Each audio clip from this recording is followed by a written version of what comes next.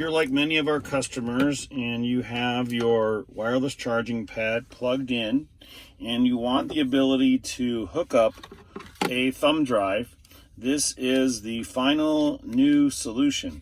It's called the Power Data Splitter. Just simply plug this into the left side or the right side in your car, and even in our new full tray, this works great. And plug in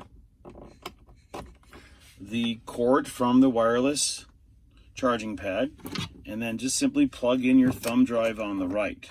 So this can be done independently. You can choose right or left. This is a data splitter, but it splits equally. So you can choose to use power on this side, data on this side, or vice versa.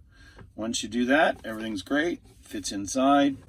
Your wireless charging pad is working at full power on each side, 7.5 watts of power each, and the thumb drive is recording. Thanks again, RPM Tesla, and these are we're giving these out free to anybody that bought our splitter wires that has any issues with the wires not splitting properly. Thanks again.